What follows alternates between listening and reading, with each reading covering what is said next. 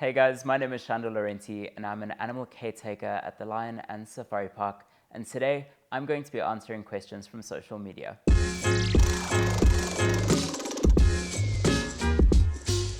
What was the scariest animal you've had to encounter and how did you manage that situation? The scariest animal I've encountered is most definitely a human. Our wildlife, working with them, understanding their body language. If they're having a bad day, they will let you know straight away, whether it's in their facial expressions, their behavior, and so on. With humans, you've got to be a little bit more cautious. They'll smile to your face and they'll give you nonsense behind your back. So most definitely, humans are the scariest animal I've encountered. What's the weirdest fact about an animal that always makes people laugh? So whenever you see a zebra, they always look incredibly fat or bloated, or they look pregnant. They're not. A zebra is what we call a hindgut fermenter. So I'm sure you've heard people refer to a cow, or they'll say about a cow that they have 4 stomachs. They don't. They've got 1 stomach but 4 chambers. We call those ruminants. With a zebra, being a hindgut fermenter, they've got 1 stomach chamber, and that stomach chamber releases a lot of gas because of the bacteria that helps digest their food. Because it releases a lot of gas, they're always very bloated, and every time you give a zebra a fright, it will fart. So don't scare a zebra. Have you ever eaten any game meat or from any of the wild animals? Do you eat meat? Someone's gonna come for me with this question, but yes, I do eat meat. Although I have had game meat and I do have it occasionally, I don't eat red meat very often, only a few times a year. I enjoy my chicken, so yes, I've had game meat. It's not my favorite. If you were granted the ability to solve one major threat to wildlife overnight, what would it be? If I was able to solve one major threat to wildlife overnight, it would definitely be counteracting habitat depletion. We have so many incredible animals around the world, and as our human population is increasingly growing day by day, we need more space for us, but it means that the animals are ending up with less and less space, depleting the numbers and the populations and the natural habitat they have to thrive in.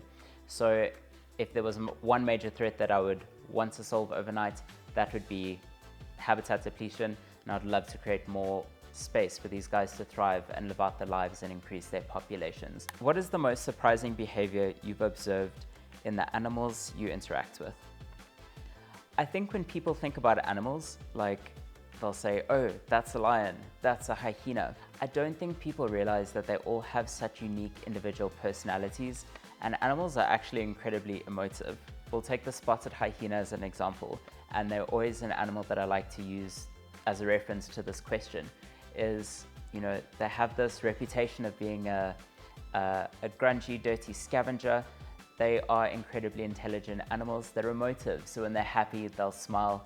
If they're sad, they do start to shed tears. So things like that I think is always surprising, and it changes with each individual animal that you work with. Do you completely trust the animals? The relationship that I have with the animals I work with is something that has developed over many, many years.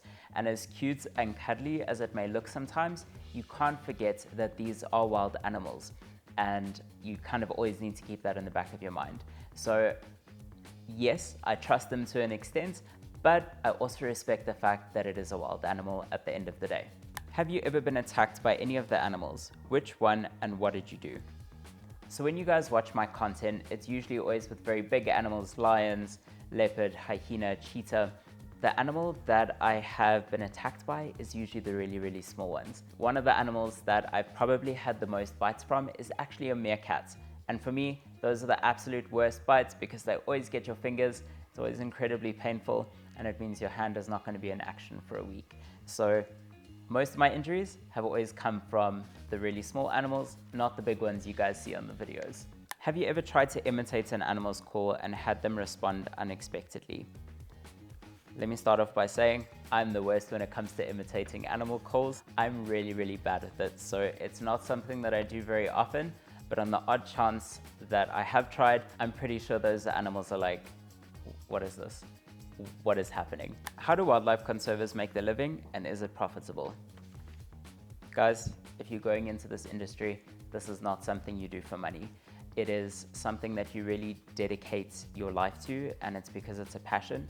It is not a profitable industry, so it's something you do for the love of it, not for the money. So although you might not be rich in your bank account, you'll be rich in your heart. And I think that is the key thing to being dedicated within this field.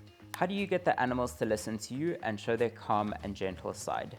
Every animal has its own unique personality, and getting them to show their gentle side is not just me getting them to show their gentle side.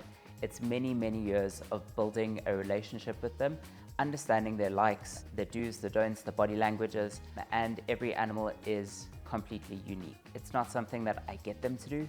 It's a mutual relationship where I respect their boundaries. I'm able to say, okay, he's having a bad day today. That's the time to stay away.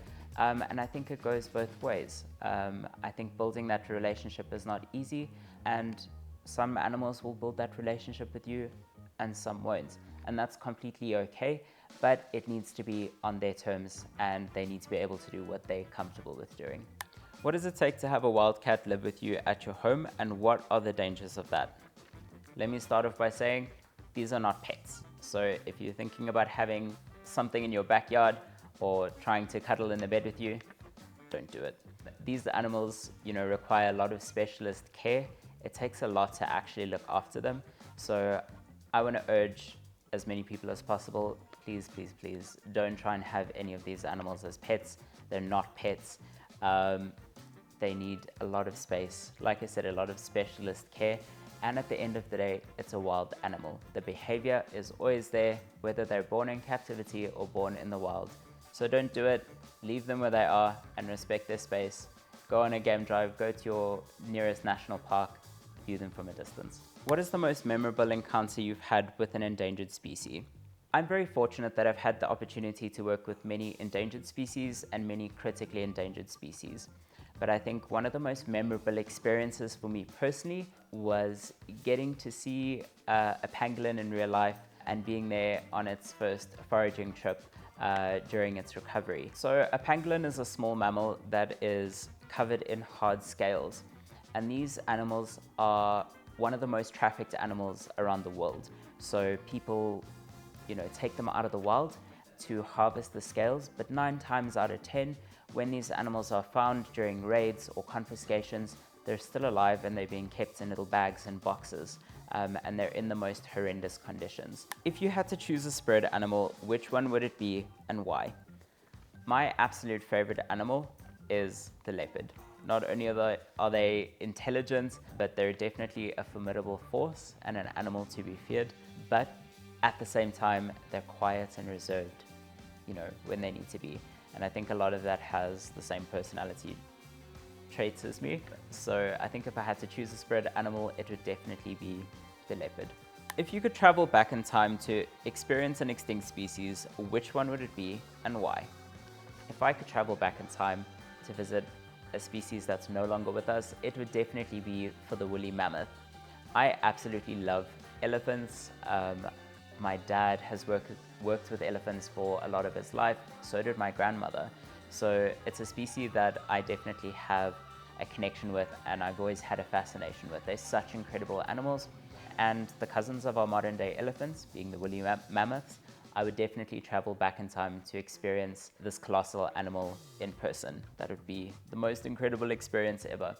I'm Shandor Larenty and you guys are watching Briefly Asks.